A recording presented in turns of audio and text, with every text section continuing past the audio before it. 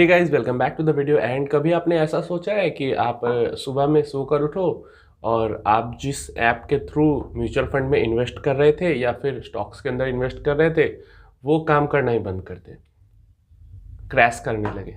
और फिर उसके बाद आपको थोड़ी देर बाद पता चले कि जिस कंपनी की एप्लीकेशन, जिस ब्रोकर के थ्रू आप इन्वेस्टमेंट कर रहे थे, वो ब्रोकर किसी इलीगल चीज़ में पकड़ा जाता है या फिर कोई भी मतलब ऐसा फ्रॉड हो जाता है या बैंकरप्ट हो जाता है या कुछ भी हो जाता है। तो आपको पता चलता है कि वो कंपनी रातों रात बंद हो गई, बैंकरप्ट हो गई, एप्लीकेशन उसका ख़त्म हो गया, वेबसाइट ख़त्म हो गई। तो फिर क्या करोगे आप? कभी ऐसा सोचा है? क्या करोगे आप? नीचे कमेंट में लिख के बताओ। चलो लिख दिया, अब मैं बताता हूँ।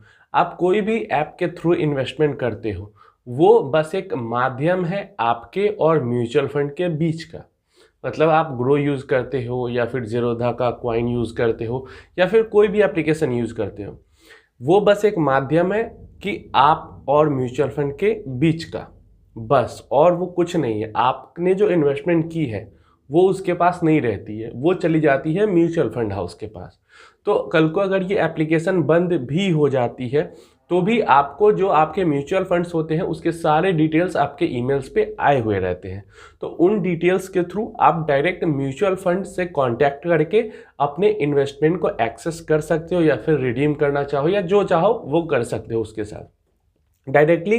जैसे मान लो पराग पारिक फ्लेक्सी कैप में इन्वेस्ट किया हुआ है, तो अगर एप्लीकेशन बंद भी हो जाती है तो डायरेक्ट आप Parag Parikh flexi cap mutual fund से चाहो तो कॉल से बात करके, चाहो तो वेबसाइट पे विजिट करके, जैसे चाहो आप कर सकते हो। कोई वहाँ पे कुछ भी परेशानी नहीं होती है। दूसरा, या फिर आप अगर म्यूचुअल फंड एमएफ सेंट्रल, दोनों रजिस्ट्रार की वेबसाइट है, मैंने बताया था। एमएफ सेंट्रल वेबसाइट पे भी आप लॉगिन करोगे तो उस पैन नंबर जो आप वहाँ पे दोगे, उस पैन से लिंक्ड जितने भी म्यूचुअल फंड्स होंगे वो सारे वहाँ पे भी आपको शो करने लगेंगे। तो अगर जिस ऐप के थ्रू आप इन्वेस्टमेंट करते हो वो बंद भी हो जाती है या फिर कुछ भी बुरा हो जाता है उसके साथ, उससे आपके इन्वेस्टमेंट पे कोई भी नुकसान, कोई भी असर नहीं होगा। अब दूसरा केस सिनारियो की बात करते हैं, जो कि अगर आप किसी ब्रोकर के थ्रू स्टॉक्स में डायरेक्ट इन्वेस्ट करते हो, तो वहाँ पे अगर वो ब्रोकर बंद हो जाता है या फिर कुछ उसकी एप्लीकेशन ख़त्म हो जाती है, कुछ भी हो जाता है, तो आप क्या करोगे? तो देखो, उस केस में थोड़ा सा तो पैसा आपका फंसेगा, बट आपका पैसा उतना ही फंसेगा जितना आपके ट्रेडिंग अकाउंट में होगा।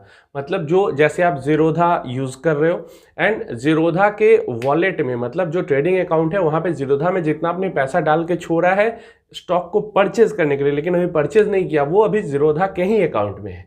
और अगर ज़ीरोधा बंद हो जाती है तो वो पैसा आपको मिल जाएगा, लेकिन थोड़ा उसमें टाइम लगेगा, वो थोड़े दिन के लिए फंस जाएगा, फिर सेबी आके उसको वैसे होगा। लेकिन जो स्टॉक्स आपने परचेज किए हैं ज़ीरोधा के थ्रू, वो आपका कहीं नहीं जाने वाला, वो आपके डीमेट अकाउंट में ही रहेगा।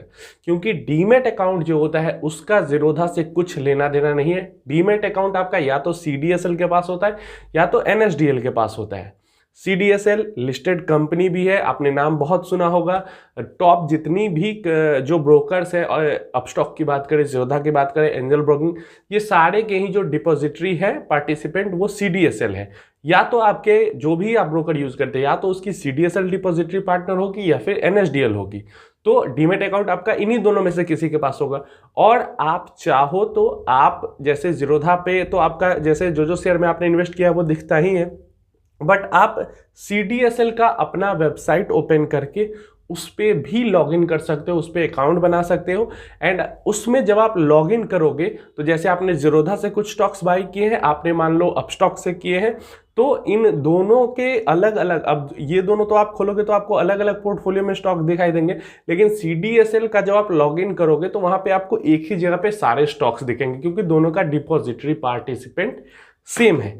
तो अगर रातों रात इन सारे ब्रोकर्स में से कोई बंद भी हो जाती है तो भी आपने जो स्टॉक परचेज कर रखे हैं, जो आपके डीमेट अकाउंट में ट्रांसफर हो चुका है, वो स्टॉक्स को कुछ नहीं हो सकता है। यहां तक कि अगर सीडीएसएल हैक भी हो जाए फिर भी आपके स्टॉक को कोई बेच नहीं सकता है, क्योंकि स्टॉक को सेल करने के लिए आपको पता है टी पिन चाहिए होता है। और टी पिन कहाँ पे आता है? आपके मोबाइल नंबर पे आता है, या तो आपको पासवर्ड पता है वहाँ पे। एंड ओटीपी वेरिफिकेशन करे बिना स्टॉक की बिक्री नहीं हो पाती है।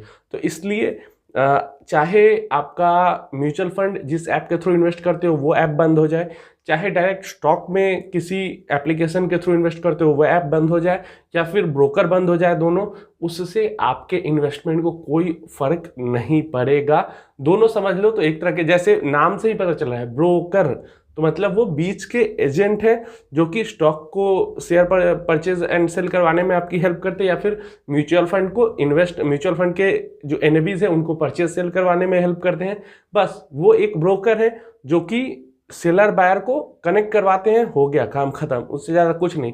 आपका पैसा उनके पास नहीं रहता, या फिर आपके म्यूचुअल फंड की एनएवी उनके पास नहीं रहती, या फिर आपका खरीदा हुआ स्टॉक उनके पास नहीं रहता। तो इसलिए घबराने की ज़रूरत नहीं है। अगर आपको ये सुनकर टेंशन हो गया था कि अगर एप्लीकेशन बंद हो जाएगा तो क्या करेंगे, तो टेंशन लेने की ज़रूरत नहीं है। जो भी आपने म्यूचुअल फंड इन्वेस्टमेंट की है उसके आप डायरेक्ट वेबसाइट पे या एमएफ सेंट्रल पे उसको एक्सेस कर सकते हैं, और जो ब्रोकर के थ्रू स्टॉक्स परचेज किए उसको आप सीडीएसएल की वेबसाइट पे एक्सेस कर सकते हैं आराम से।